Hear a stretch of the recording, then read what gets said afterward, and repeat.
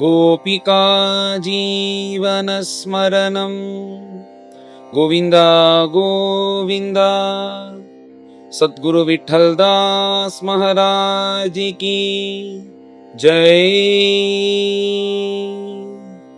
பரீட்சித் மகாராஜா பிரம்மனிஷ்டால் கிட்ட கிருஷ்ணர் நந்தகோகுலத்தில் பிறந்து என்னென்ன லீலைகள் பண்ணாரோ ஒன்று விடாமல் சொல்லணும் அப்படின்னு பிரார்த்தனை பண்ணிட்டதுனால எதையும் விடாதபடிக்கு பிரம்மனிஷ்டால் சொல்லிட்டு வரார். இப்போ மேலே இந்த 9வது அத்தியாயத்தில் தாமோதரோபாக்கியானம் 9வது அத்தியாயம் 10வது அத்தியாயத்தில் இதுதான் கடைசியாக பண்ணக்கூடிய லீலை அந்த நந்தகோகுலத்தில். இதுக்கப்புறம் பகவான் இங்கேருந்து கிளம்பி பிருந்தாவனத்துக்கு போயிடுறார் அப்படின்றதான் சரித்திரம். ஏன்னா கிருஷ்ணருக்கு ஆபத்து வருது, ஏதாவது மேலே மேலே ராட்சசர்கள்லாம் கஷ்டத்தை கொடுத்துட்டே இருக்கிறதுனால இங்கேருந்து கிளம்பி பிருந்தாவனம் போயிடலான்னு தீர்மானம் பண்ணுறா. இதுதான் கடைசியாக நந்தகோகுலத்தில் நடந்த லீலை. பிரதிதினம் கார்த்தால என்ன பண்ணுவான்னா எல்லோரும் 4 மணிக்கு எழுந்துருவார்கள். மேலே இந்த கோபர்கள்லாம் அவள் மாடு கறக்கிறது அந்த மாதிரி கோஷால இந்த காரியத்துக்கெல்லாம் போயிடுவா. ஸ்திரீகள்லாம் என்ன பண்ணுவான்னா முதல் நாள் அந்த பாலை காய்ச்சி தயிராக்கி அது ஏடெல்லாம் எடுத்து வச்சிருக்காளோன்னு அந்த ஏடெல்லாம் எடுத்து வச்சு வெடிகார்த்தால ஜல் ஜல் ஜல் ஜல்னு கடைவார்களாம். இந்த மாதிரி கடையும் போது இவா என்ன சொல்லுவான்னா, இப்போ சாதாரணமாக கடையும் போது வெறுமை வாயை உமனாம்பூச்சி போட்டுட்டு இப்படி கடைஞ்சோன்னா நம்மளுக்கு போர் அடிக்கும், அதுக்கு மேலே சிரமமாக இருக்கும். அதனால அந்த மாதிரி சமயத்தில் ஏதாவது ஒரு பாட்டு பாடிண்டே கடைஞ்சோன்னா சிரமம் தெரியாதோன்னும். அதனால அத்தனை கோபிகைகளும் என்ன பண்ணுறான்னா, இவ பாட்டு பாடுறா, ஏதோ கண்டமேனிக்கு கிராமத்து முறைய பாட்டுகள் இந்த மாதிரி பாட்டெல்லாம் பாடாதபடிக்கு முதல் நாள் கிருஷ்ணன் என்ன லீலை பண்ணானோ அந்த லீலையே பாட்டாக மாற்றி அதுக்கு ஒரு மெட்டு போட்டு கார்த்தால எழுந்துட்டு எல்லா கோபிகைகளும் கடையும் போது அவளுக்கு தெரிஞ்ச ராகத்தில் பாடுவாளாம். இப்படி தான் இருந்தது நந்தகோகுலம் அப்படின்னு நாராயண தீர்த்தரும் வர்ணிக்கிறார். ததிமச்சன சஞ்சாத மதுரதர சங்கீத புத ஜனாகம கோஷ ரம்ய கோஷம்னு ஒரு பக்கம், அந்த பக்கம் அக்ராரத்தில் பிராமணாலாம் காலங்காலத்தில் எழுந்துன்னு ஸ்நானம் பண்ணிட்டு பிரம்ம யஜ்ஞம் பிரஷ்னம் சொல்கிறா. இந்த பக்கம் பார்த்தா கோபர்கள்லாம் வெறுக்கு வெறுக்கு வெறுக்குன்னு பால் கறக்கிறா. இந்த பக்கம் கோபிகைகள்லாம் கும்மு கும்மு கும்முன்னு அந்த வெண்ணெயை கடையிறா. எப்படி இருக்கு ஆயர்பாடி அற்புதமாக வைகுண்டம் மாதிரி இருந்ததுன்னு நாராயண தீர்த்தர் வர்ணிக்கிறார் இந்த அக்ரூராகமனம் போது. இந்த கோபிகைகள்லாம் கிருஷ்ணர் என்ன லீலை பண்ணாரோ அந்த லீலையை சொல்லிட்டு தானே இப்படி கடைஞ்சின்றே பாடுவார்கள். அப்படி பாடும்போது யசோதம்மாவும் அந்த மாதிரி தான் பண்ணுவா. யசோதம்மாவுக்கு என்னன்னா, இந்த மாதிரி தானும் இந்த மாதிரி கிருஷ்ணனுடைய பாட்டை பாடிக்கொண்டே கிருஷ்ணனை எழுந்தா வெண்ணெய் கேட்பான் கொடுக்கறதுக்குன்னு முதல்ல கிருஷ்ணருக்கு எடுத்து வைக்கிறதுக்காகவே அந்த யசோதம்மா காலங்கார்த்தால் எழுந்துட்டு ஸ்நானம் பண்ணிட்டு பட்டு வஸ்திரத்தை கட்டிட்டு உடம்பு முழுக்க ஆபரணங்கள்லாம் போட்டுட்டு தலையெல்லாம் பூ வச்சுட்டு மங்களகரமாக தயிர் கடையிறாளாம். ஏதோ கார்த்தால எழுந்துட்டோம் எல்லா வேலையும் பார்த்துட்டு அப்புறம் மெதுவாக குளிச்சு போன்னு இல்லாதபடிக்கு கார்த்தால எழுந்தா ஸ்நானம் மற்ற பகவத் ஆராதனெல்லாம் பண்ணிட்டு உடனேயே கிருஷ்ணன் எழுந்துப்பான் மேலே கிருஷ்ணனுக்காக வெண்ணையை சித்தம் பண்ணணும்னு சொல்லிட்டு இப்படி கடையறாளா. பகவத் ரூபம் பகவத் வர்ணனையை வர்ணிச்ச பிரம்மனிஷ்டால் இந்த யசோதம்மா எப்படி வர்ணிச்சான்னு அழகா ஒரு ஸ்லோகத்தை சொல்றார்.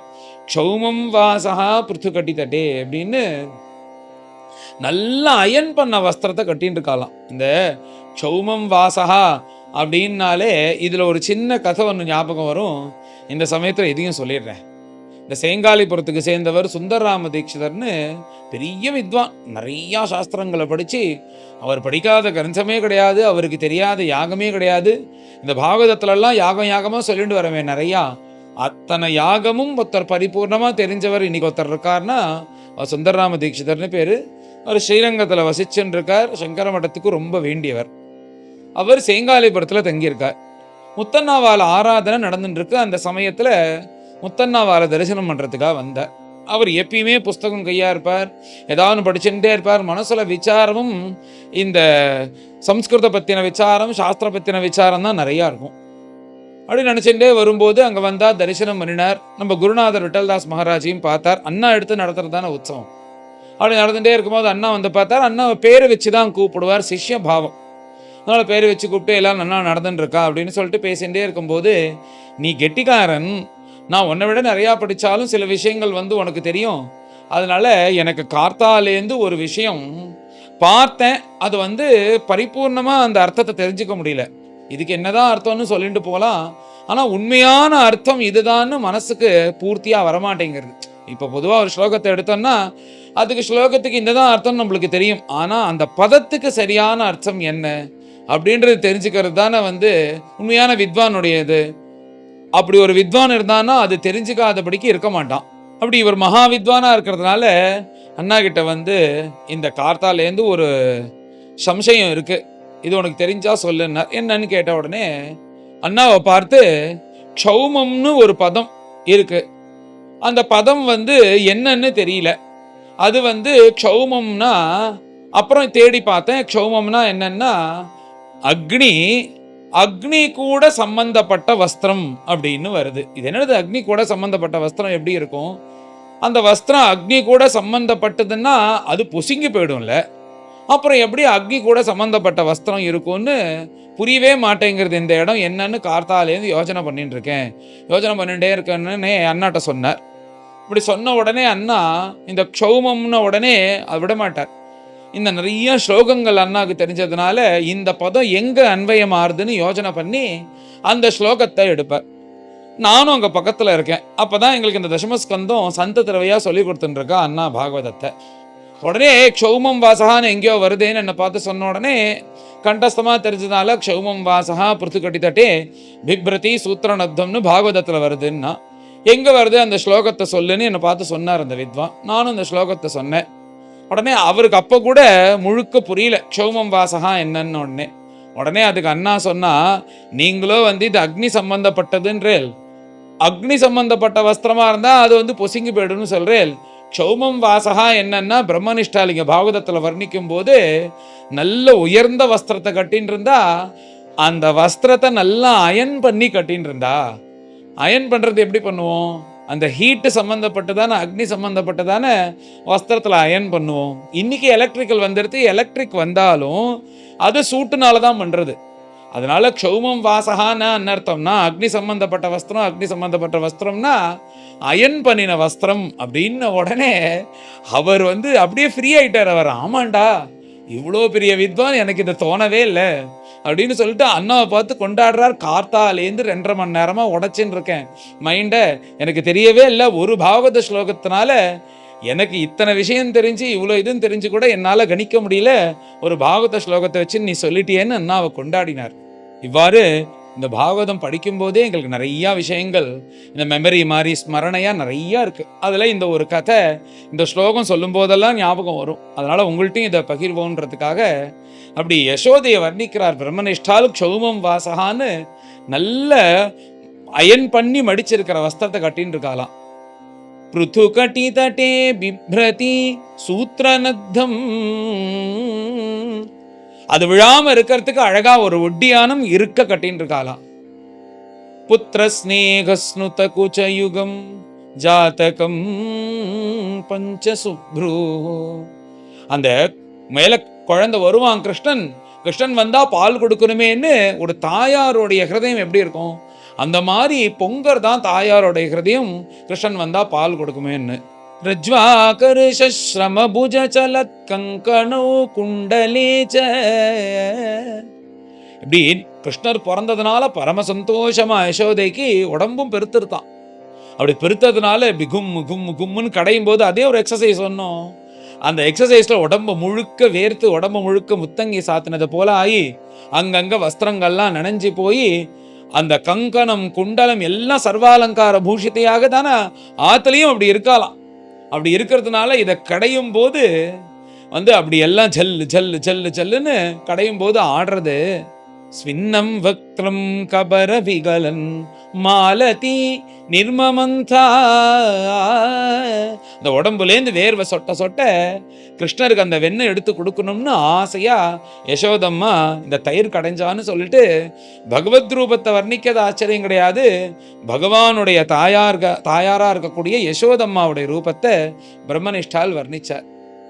இப்படி கடைஞ்சுட்டே இருக்கா. வெண்ணெய் பூத்து வர சமயம் கிருஷ்ணன் எழுந்துட்டார். கிருஷ்ணன் எழுந்துட்டு அப்படியே அந்த தூக்க கலகத்திலேயே வராராம். கருணாவதாச்சாரியால் சொல்லும்போது நித்ராவசான ரமணீய முகாரவிந்தம்னு அந்த தூங்கி எழுந்துட்டு பாதி தூக்கத்தில் அப்படி அழகா ஒரு குழந்தை வருதே, அந்த குழந்தை இந்த தூக்க கலக்கத்துல அந்த பார்க்குற பார்வையும் அந்த முகமும் நம்மளை காப்பாற்றட்டும் அப்படின்னு கிருஷ்ணரை பற்றி கர்ணாமிருதாச்சாரியால் வர்ணிக்கிறார். நித்ராவசான ரமணீய முகாரவிந்தம். காலங்கார்த்தால தூங்கி ஏந்துட்டு நம்ம முகத்தை நாம கண்ணாடியில் பார்த்தாலே சகிக்காது. எப்பேற்பட்ட உலக அழகியா இருந்தாலும் சரி, எழுந்து கண்ணாடியில் பார்த்தானா பயந்துருவா. இது சாதாரண மனுஷர்களுக்கு. ஆனால் பகவான் விஷயத்தில் அப்படி கிடையாதுன்னு அப்பேற்பட்ட பகவான் கார்த்தால எழுந்துட்டு அந்த பாதி தூக்க கலக்கத்தில் வந்து அம்மா மேலே வந்து சாஞ்சிக்கிறாரே, அந்த முகம் நம்மளை காப்பாற்றட்டோம்னு கருணாமிர்தாச்சாரியால் இப்படி ஒரு ஸ்லோகத்தை வர்ணிச்சார். இப்போ பகவான் என்ன பண்ணார்னா, நேராக வந்து அம்மா பின்பக்கமாக வந்து அம்மாவை கட்டிண்டு கன்னத்தோட கண்ணமாக சாட்சின்ட்டார். என்னன்னா பசிக்கிறது, மேலே பால் வேணும். உடனே யசோதை என்ன சொல்றான்னா, கண்ணா இரு கண்ணா, வெண்ணெய் பூத்து வருது, இப்போ வந்த உடனே உனக்காக தான் எடுத்து வச்சுருக்கேன், கொஞ்ச நேரம் பொறுமையாக இருந்தா இல்லை முடியாதுன்னு அடம் பிடிக்கிறான். இன்னும் கடைஞ்சின்றே இருக்காளா, அந்த மத்தை பிடிச்சிட்டாராம் கிருஷ்ணர், கடையிறது நிறுத்து அப்படின்றது போல. உடனே யசோதை இப்படி கெட்டிக்காரத்தனமாக குழந்தை பண்ணான்னா அது முதல்ல சந்தோஷப்படுறது தாயார் தானே. சந்தோஷப்பட்டு யசோதம்மா அந்த கிருஷ்ணரை மடியில் போட்டுண்டு கடைஞ்சின்றே பால் கொடுக்குறா. உடனே பகவானுக்கு கோபம் வந்துருத்தான். க்ஷீராப்தியில் படுத்துட்டு இருக்கிற நான் பாலுக்கு பஞ்சமாக அவங்ககிட்ட வந்து பால் குடிச்சுட்டு இருக்கேன், என்னை விட இந்த கடையிறது உனக்கு முக்கியமாக போயிடுதா அப்படின்னு பகவானுக்கு கோபம் வந்துடுத்து. இதுக்கு நடுப்புற என்ன ஆயிடுத்துன்னா, உள்ள அடுப்பில் பால் வச்சிருந்தா அது பொங்குவது போல சத்தம் வர ஆரம்பிச்சிருது. இந்த கடையிறதையும் விட்டா கிருஷ்ணனையும் இப்படி கீழே தள்ளினா நேராக போய் அந்த பால் இறக்கி வைக்கிறதுக்காக உள்ளே போயிட்டான். உடனே பகவானுக்கு ரொம்ப கோபமா, நான் வந்து பால் குடிக்கும் போது இந்த வெண்ணெய் கடைஞ்சா இதுவே எனக்கு கோபம், இன்னும் நான் பால் குடிச்சு குடிச்சு முடிக்கல அதுக்குள்ள என்னை தள்ளி விட்டு இந்த பால் எடுக்கிறதுக்காக போனியேன்னு சொல்லிட்டு கோபிச்சுன்னு என்ன பண்றாருன்னா, அந்த மத்தை எடுத்தார், அந்த சட்டியை உடைச்சார், அந்த அங்க இருக்கிற அந்த வெண்ணெயை கையில எடுத்துட்டு அப்படியே பின்னாடி கொல்லை பக்கம் போயிட்டாராம் அதை சாப்பிட்றதுக்காக. அப்படி அவர் போனா எப்படி இருக்குன்னா, அங்க கீழே முழுக்க அந்த அந்த பூத்து வந்ததுக்கு அப்புறம் அந்த மோர் இருக்குமே அது கீழே தெரிச்சிருக்கு. அதுல அவருடைய கால், அந்த காலை வச்சே இப்படி நடந்து போனதுனால அது எப்படி இருக்குன்னா, நடந்து போனது நம்ம ஸ்ரீ ஜெயந்தி அன்னைக்கு நம்ம கிருஷ்ணருடைய காலை சின்னதாக போட்டு ஆற்றுக்கு வருவது போல நம்ம கோலம் போடுவோமே, அந்த மாதிரி சின்ன குழந்தை நடந்து வந்தது போல அவர் உண்மையாகவே அவர் பாதத்தினால் நடந்து போன அச்சு அப்படி இருக்கு. இப்படி அவர் என்ன பண்ணார்னா, பின்னாடி போயிட்டு அந்த உரல் ஒன்று இருக்கான், அந்த உரல் தான் அவருக்கு எப்பயுமே ஃப்ரெண்டு, அது மேலே உக்காந்துட்டு இப்படி அம்மா வந்தான்னா பயந்தது போல நடிக்கணுன்றதுக்காக அழுதுண்டே அந்த வெண்ணையும் தின்னுருக்க. அங்கே ஒரு ஜன்னல் வழியாக ஒரு குரங்கு கை நீட்டுதான், அந்த குரங்குக்கும் கொஞ்சம் கொடுத்துட்டு தானும் சாப்பிட்டுண்டு இப்படியே ஏதோ பயந்துண்டு அழுவது போல அழுதுண்டே ஊன்னு சொல்லிட்டு வெண்ணெய் பார்த்துக்கு தின்னுண்டே இருக்கார் இங்கே பகவான். அங்கேது யசோதம்மா வந்தா, யசோதம்மா வந்து பார்த்தா க்ஷீராப்தியா இருக்கு ஆகமே.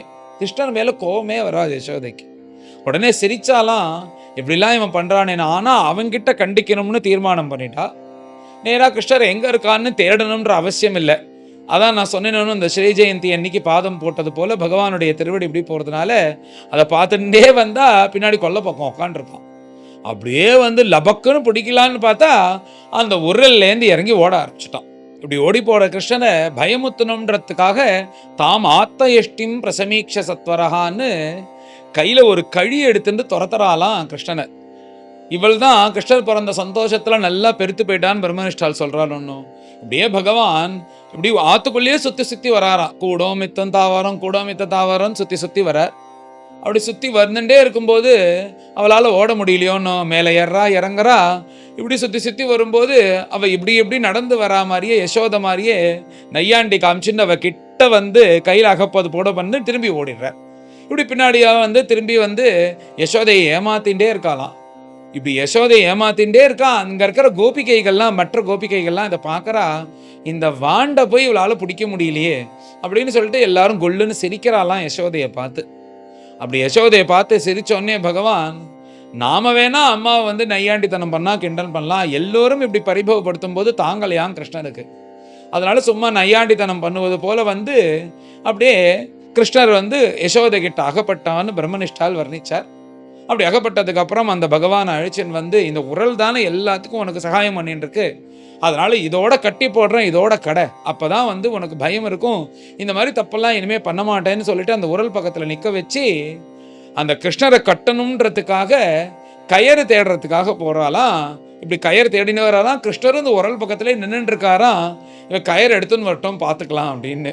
இப்படி யசோதம்மா அங்கேருந்து கயறு எடுத்துன்னு வந்து கட்ட ஆரம்பிக்கிறான்னு உடனே இந்த மாதிரி அப்பப்போ பிரம்மனிஷ்டால் தாங்க முடியாம தன்னுடைய அபிப்பிராயத்தை சொல்லுவார். யாரை கட்டணும்னு வந்திருக்க, யாரு தெரியுமா அவன்? நச்சாந்தா ந பகீயஸ்ய ந பூர்வம் நாபி சாப்பரம்னு யாரு தெரியுமா அவன்? யாரை நீ கட்டணும்னு நினைக்கிற? இவனை கட்ட முடியுமா? இவன் எப்படியாவது கட்டிட்டான்னா மகாபாரத யுத்தமே இருக்காதுன்னு சொல்லிட்டு துரியோதனாதிகள்லாம் இப்படி கயறு எடுத்துன்னு வரும்போது என்ன கட்ட கயர் இருக்காடா அப்படின்னு விஸ்வரூபத்தை காண்பிச்சாராம். கிருஷ்ணர் பார்த்த உடனே பயந்துட்டான் எல்லா பயலும். அப்படி கட்ட முடியுமா அந்த பகவானை?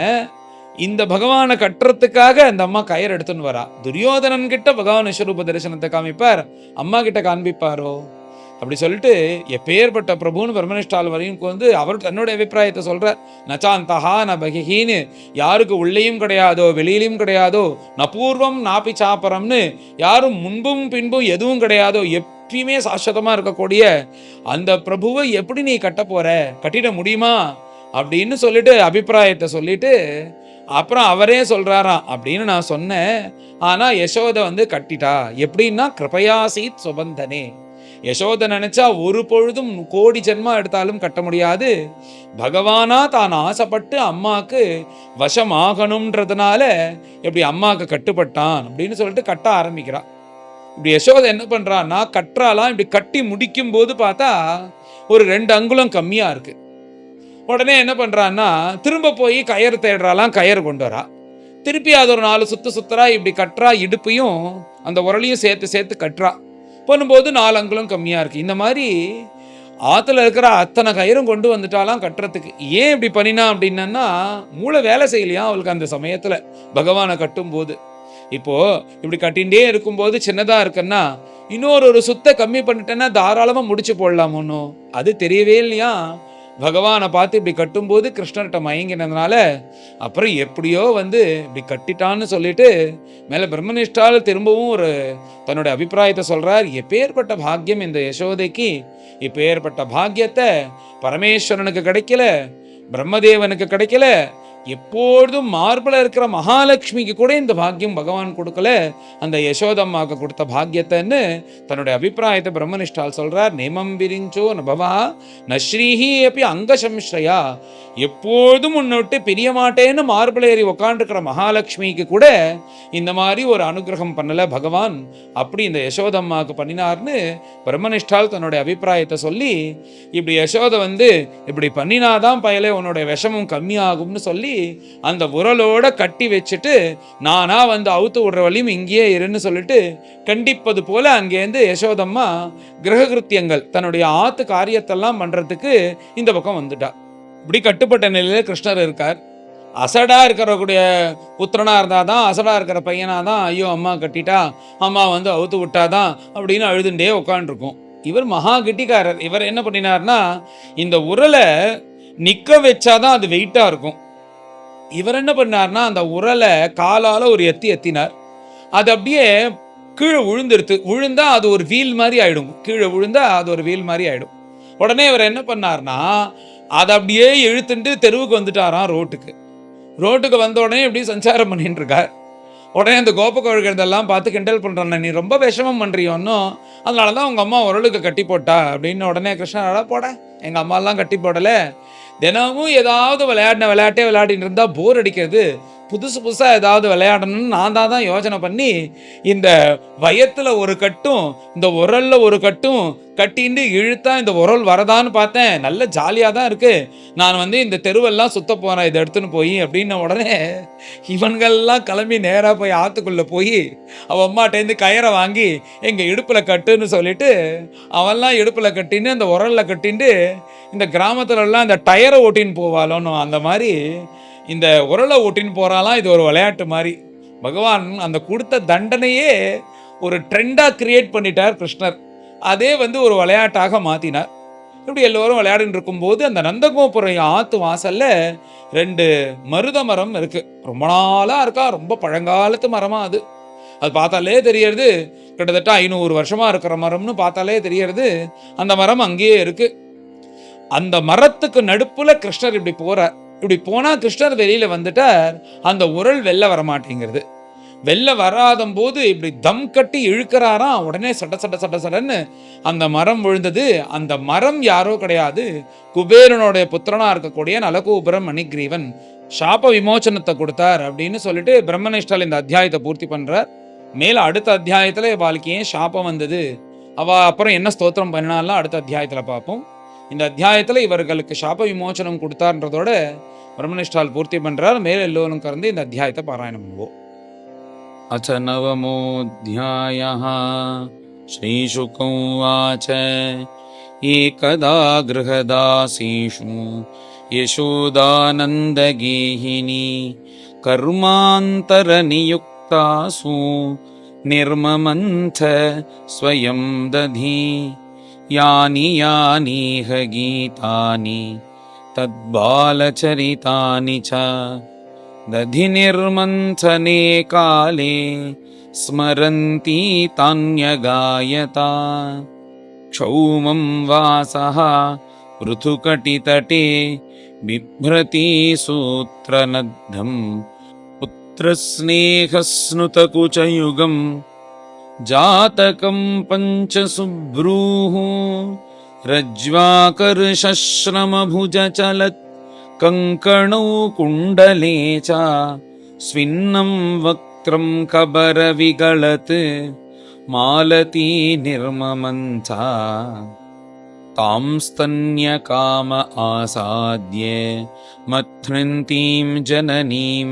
हरिः गृहीत्वा दधिमन्थानं न्यषेधत् प्रीतिमावहन् तमङ्कमारूढमपाययत्स्तनं स्नेहस्नुतं सस्मितमीक्षति मुखम् अतृप्तमुत्सृज्य जवेन साययो उत्सिज्यमाने पयसि त्वधिश्रिते सञ्जातकोपः स्फुरितारुणाधरं